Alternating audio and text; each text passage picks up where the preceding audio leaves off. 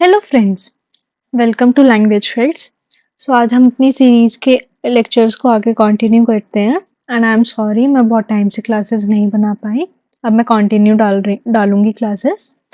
सो ये काफ़ी important topic है, एरेज। हम एक बार समझेंगे, आगे जितनी भी प्रोग्रामिंग लैंग्वेज करनी है उसमें एक सारी होता है। एक बार समझा हुआ सबके लिए, सभी लैंग्वेज में आगे आपको बहुत काम आएगा। सो हम देख रहे हैं arrays. An array is defined as a collection of similar types of data items stored at contiguous memory locations. Array क्या है? Collection है किसी चीज का, किस चीज का? किसी आइटम्स का, डाटा आइटम्स का, similar data items. Similar data items in the sense कि जो भी हम वैल्यू डालेंगे वो सभी इंट में होगी, वो सभी कैर में होंगी, चाहे वो सभी स्ट्रिंग में होंगी। मतलब जो भी हम वैल्यूज डाल रहे हैं वो सभी की वैल्यूज का डाटा टाइप सेम होगा। और उसने क्या बोला, स्टोर कैसे होगा वो? Contiguous memory location. कॉन्टिग्यूअस का मतलब क्या होता है? एडजेसेंट। मतलब एडजेसेंट कह सकते हैं। जैसे कि हम देख सकते हैं कि जैसे मेरे पास है लाइक ये कोई मेरे पास स्पेस है मैम, जैसे मैं मान लूं कोई मेरे पास ये ऐसे मेमोरी स्टोर हो रही है किसी जगह। हमारी रैम में मेमोरी स्टोर होती है, ये हमें पता है। ये ऐसे स्टोर हो रही हैं। तो ये एड्रेस नंबर 1 है, ये एड्रेस नंबर 2 है, ये एड्रेस नंबर 3 है, ये एड्रेस नंबर 4 मान लिया मैंने और इतने का 5 मान लिया। ठीक है, मैं ये सपोज किया है। ऐसे ही एड्रेस नंबर होते हैं, मैंने ये नहीं बोला। तो ये मैंने सपोज किया है। तो जैसे कि अब इसमें मैंने क्या मान लिया, इसमें मेरे अलग अलग इंटीजर स्टोर हुए हैं। जैसे कि मेरे पास काउंटिंग ही मान ली मैंने, यहाँ 1 स्टोर हुआ है मेरा, यहाँ 2 स्टोर हुआ है, यहाँ 3 स्टोर हुआ है और यहाँ 4 स्टोर हुआ है। ठीक है, तो अब 1 की हम लोकेशन क्या कहेंगे? वो कहाँ किस पे है? एड्रेस नंबर 1 पर है। 2 किस पे? Address number 2। 3 पर है। 4 पर है। अब कह देंगे हम 5 वाला, अगर इसके आगे कुछ होता वो एड्रेस नंबर 5 पे स्टोर होता। तो कॉन्टिग्यूअस का मतलब लगातार, एडजेसेंट का मतलब एडजेसेंट, ऐसे हुआ। ठीक है, तो इसका मतलब हो गया कॉन्टिग्यूअस मेमोरी लोकेशंस पे स्टोर होता है। Array are the derived data types in C programming language which can store the primitive type of data types such as int, char, double, float, etc. Arrays क्या है? Derived data type in C programming language जो सिर्फ primitive type of data को store करता है। It also have the capability to store the collection of derived data types such as pointers, structures, etc. Primitive को तो करता ही है, साथ में pointers, structures इनको भी स्टोर कर सकता है वो। The array is the simplest data structure where each data element can be randomly accessed by using its index number. Array क्या है? एक डाटा स्ट्रक्चर है जिसका जो एलिमेंट है, जैसे मैंने अब यहाँ पे मैंने लिखे थे 1 2 3 4 5, जो मैंने अंदर काउंटिंग लिखी थी, हमारे जो इंटीजर स्टोर थे वो डाटा एलिमेंट्स हो गए। उनको हमें एक्सेस करना है तो हम उनके नीचे जो एड्रेस नंबर है, इंडेक्स नंबर है, उनसे एक्सेस कर सकते हैं। इसका मतलब ये था, C array is beneficial if you have to store similar elements. अगर हमें similar types of elements को store करना है तो हम arrays का use करते हैं। For example, if we want to store the marks of student in 6 marks, हमें student का, मेरे पास class में कितने सारे student हैं? अब जैसे एक ही student के 6 subject होते हैं, उन 6 सब्जेक्ट के मुझे मार्क्स स्टोर करने हैं, तो मैं क्या करूंगी? Then we don't need to define different variable for the marks in different subject. हमें ये नहीं करना EVS में उसके इतने हैं, इंग्लिश में इतने हैं, मैथ्स में इतने हैं, इंग्लिश में इतने हैं, हिंदी में इतने हैं। ये सब नहीं लिखना कि एक हम वेरिएबल बना रहे हैं उसके साथ मार्क्स लिख रहे हैं। अभी तक तो हम यही करते आ रहे थे। उसकी जगह हम क्या कर सकते हैं? Instead of that, we can define an array which can store the marks in each subject at the contiguous memory locations. इसका मतलब यही हुआ, जैसे कि क्या करना है, जैसे मैं पहले क्या लिखती थी, मेरे हिंदी में मार्क्स हैं, हिंदी के मेरे मार्क्स हो गए 34। ठीक है, ऐसे मैं औरों के लिखती थी, ऐसे इसमें इसमें इसमें इतने सारे मार्क्स मैं सब लिखती थी अलग अलग वेरिएबल बना के, जिसमें कितनी सारी मेमोरी स्टोर हो रही है। उसकी जगह मैं क्या लिखती, अब क्या कर सकती हूँ मैं कि मैंने एक एरे बना दिया, ठीक है। एरे में मैंने क्या किया,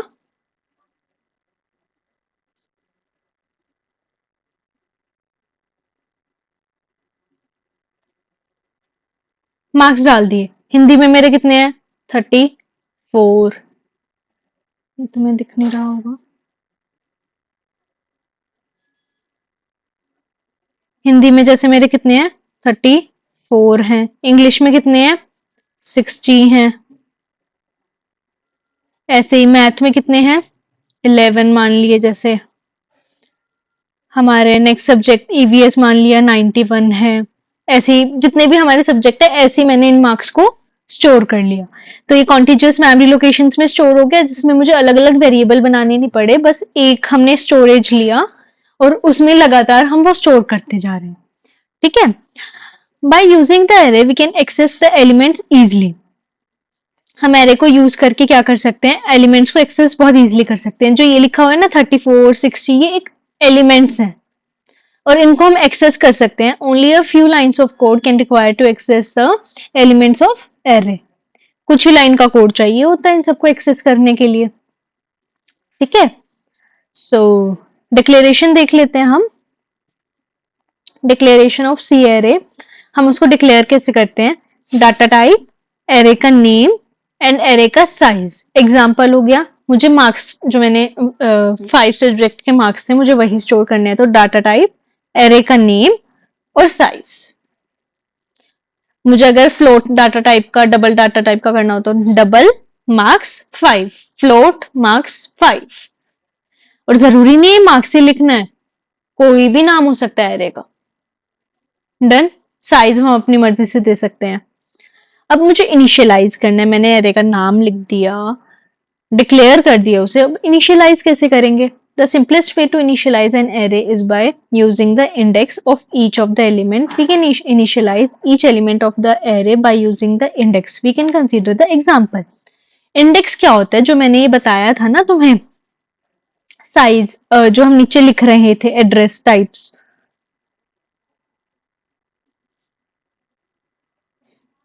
जैसे कि मुझे मेरा वहां का साइज 5 था मार्क्स का,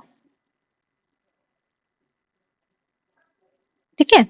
तो जो यहाँ पे मैंने वहां लिखा था 1 2 3 4, इंडेक्स हमेशा 0 से स्टार्ट होता है, इसलिए फर्स्ट 0 आता है।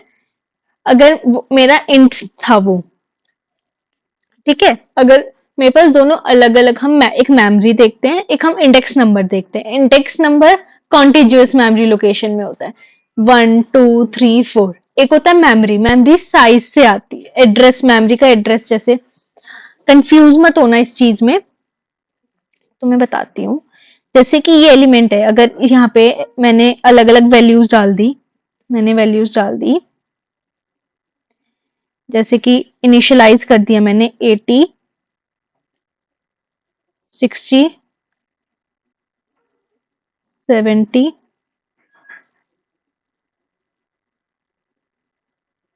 85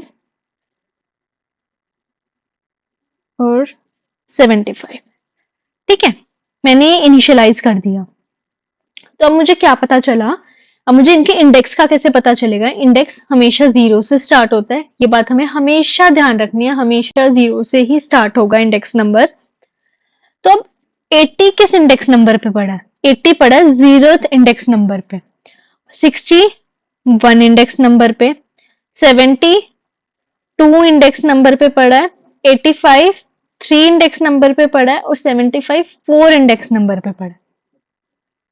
हमें ये चीज ध्यान रखनी है, साइज का n-1, मतलब साइज -1 उतने इंडेक्स बनेंगे। साइज क्या था एरे का, 5 था, 5 -1 4, तो 0 से 4 तक के हमारे इंडेक्स बने। डन। देखो इनिशियलाइज कैसे किए मैंने, मार्क्स ऑफ 0 को, क्योंकि ये 0th लोकेशन पे आना है सबसे पहले, मार्क्स ऑफ 0 को मैंने 80 कर दिया। मार्क्स ऑफ 1 को, क्योंकि इंडेक्स नंबर से हम इनिशियलाइज कर रहे हैं अभी, तो मार्क्स ऑफ 1 को 60 कर दिया, मार्क्स ऑफ 2 को 70, मार्क्स ऑफ 3 को 85 और मार्क्स ऑफ 4 को 75। ऐसे मैंने इनिशियलाइज कर दिया, ठीक है। तो ऐसे ही आ गए, हाँ देखो 80 60 70 85 75। मार्क्स ऑफ 0 हो गए, मार्क्स ऑफ 1, 0th 1 2 3 4, ये सभी क्या है, ये सभी इंडेक्स नंबर। ठीक है।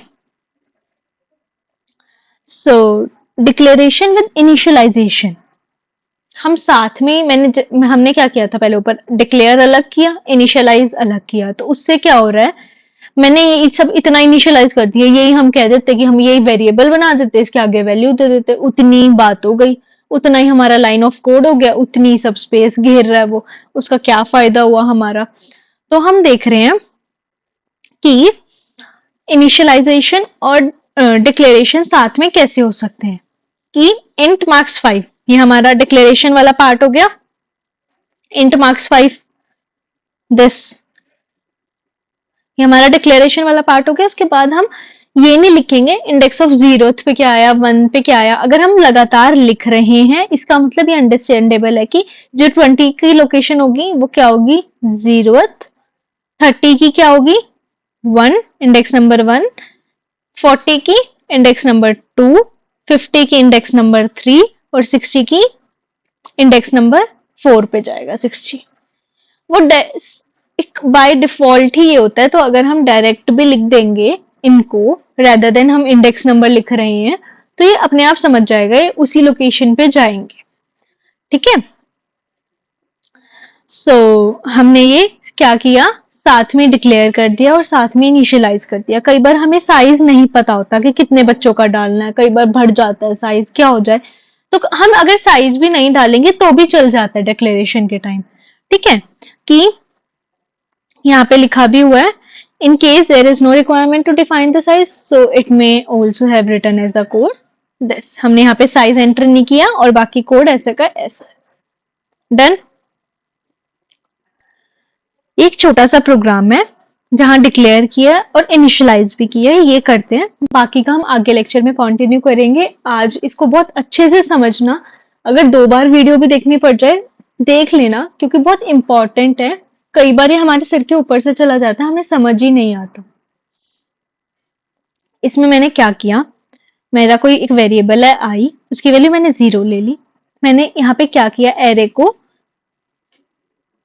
एरे को मैंने यहाँ इनिशियलाइज भी किया है और डिक्लेयर भी किया है साथ में दिस। ये एरे डिक्लेरेशन है, देन ये एरे इनिशियलाइजेशन है। ओके। और जहां पे एरे का नाम आ जाए वहां पे फॉर लूप तुम हमेशा ध्यान रखना, एरे को हम हमेशा फॉर लूप से, ऐसा कंपलसरी नहीं है, हम और लूप से भी करते हैं, लेकिन नॉर्मली हम फॉर लूप से ही एक्सेस करते हैं हमेशा एरेज को।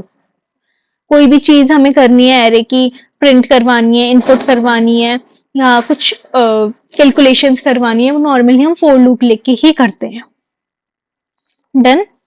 सो हमने इनिशियलाइज करवा दिया, हमने डिक्लेयर करवा दिया, उसके बाद क्या देख रहे हैं हम, अगर हमें एरे को नॉर्मली प्रिंट कराना है कि कौन सी लोकेशन पे क्या होगा, हम वो देख रहे हैं। प्रिंट करवाने के लिए मैंने फॉर लूप का यूज किया, आई की वैल्यू लेस देन 5 क्यों रखी,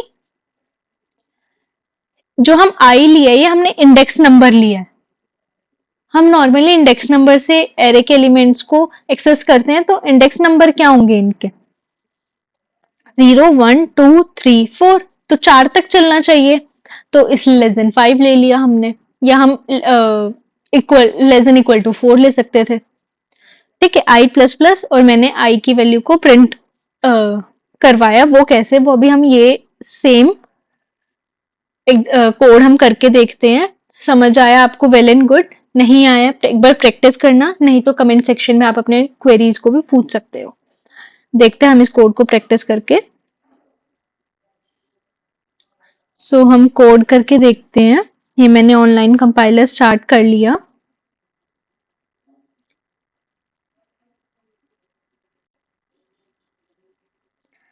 हम क्या करना है, हमें सबसे पहले एरे को डिक्लेयर करना है, वो कैसे करते हैं, इंट मार्क्स। अगर हमें साइज देना है नहीं देना वो हमारी मर्जी है, मैं दोनों के साथ करके दिखाती हूँ आपको। अगर मैंने यहाँ पे इस टाइम पे साइज दिया तो क्या होगा, मैंने अलग अलग इनिशियलाइज कर दिया।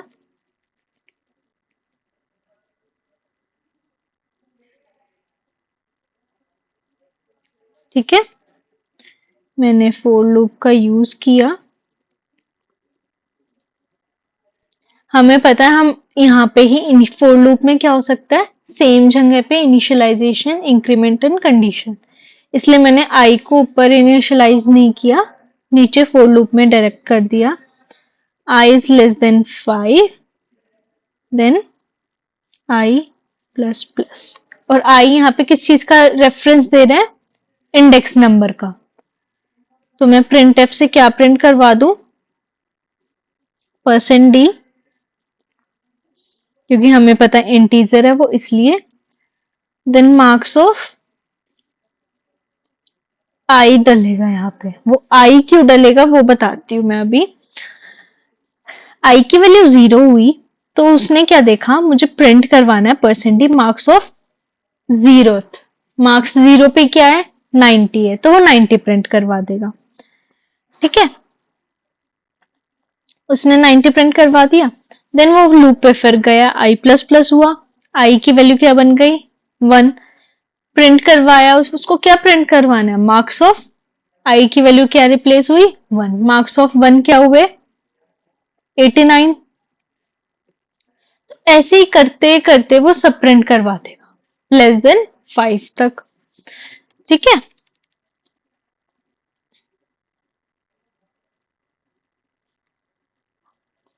कोड को रन करके देख लेते हैं।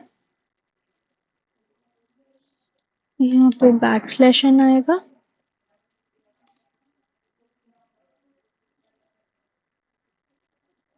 देखो ये हमारा कोड एग्जीक्यूट हो गया, हमारे यहाँ पे एरेज एलिमेंट्स का प्रिंट हो गया रिजल्ट। अगर मैं यहाँ पे साइज नहीं देती हूं फिर क्या होगा, यहाँ पे क्या लिखूंगी मैं,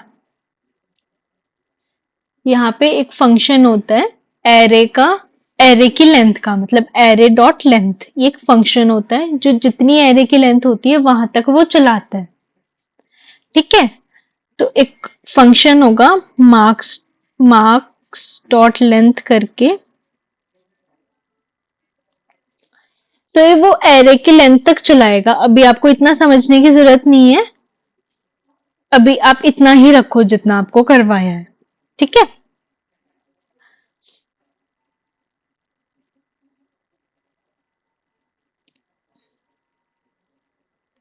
जैसे मैंने ये प्रिंट करवा दिया, अगर मैं यहाँ पे क्या लिख दूं, I प्लस 1, तो क्या क्या प्रिंट होगा, देखें क्या क्या प्रिंट हुआ है, I प्लस 1 हुआ, I की वैल्यू 0 हुई, प्रिंट करवाया I प्लस 1 मतलब I प्लस 1 हो गया 1, मार्क्स ऑफ 1 प्रिंट कर दिए, मार्क्स ऑफ 2 प्रिंट हो गए, मार्क्स ऑफ 3 प्रिंट हो गए। देखो इसने क्या क्या प्रिंट करवाया, पहले इसने I की वैल्यू 0 थी, मार्क्स पे चेक किया, I plus marks I plus 1, marks of 1 print करवा दिए 89 प्रिंट करवाया। देन उसके बाद उसने कंडीशन फिर चेक की, I की वैल्यू 1 हो गई, उसने उसको प्रिंट करवाना है 1 प्लस 1 2, मार्क्स ऑफ 2 प्रिंट हो गए 34। फिर कंडीशन चेक हुई, I की वैल्यू बन गई 2, यहाँ पे 2 प्लस 1 3 हुआ, थर्ड के हो गए 56, I की वैल्यू 4 हो गई, यहाँ 5 बन गया 76 हो गया यहाँ प्रिंट। उसके बाद यहाँ वैल्यू 4 हो गई, यहाँ पे क्या बनेगी वैल्यू 5। अब 5 पे तो हमने कोई लोकेशन 5 पे तो हमने कुछ दे ही नहीं रखा, तो वो गार्बेज वैल्यू जो कि हमने नहीं दे रखी, लेकिन उस टाइम पे शायद कंप्यूटर के पास उस मेमोरी में कुछ पड़ा होगा, कोई भी गार्बेज वैल्यू पड़ी होगी वो प्रिंट करवा देगा, इसलिए उसने ये सब तो ठीक प्रिंट करवाया है 34 56 76, लेकिन ये हमारी वैल्यू, ये तो हमने कभी दी ही नहीं है, तो एक गार्बेज वैल्यू उसने प्रिंट करवा दी। ठीक है, समझ में आया, तो इनको एग्जीक्यूट करके देखना, इस लेक्चर को ध्यान से सुनना। आज के लिए इतना ही रखते हैं, इस वीडियो को देखने के लिए धन्यवाद, इस चैनल को सब्सक्राइब करने वालों का आभार।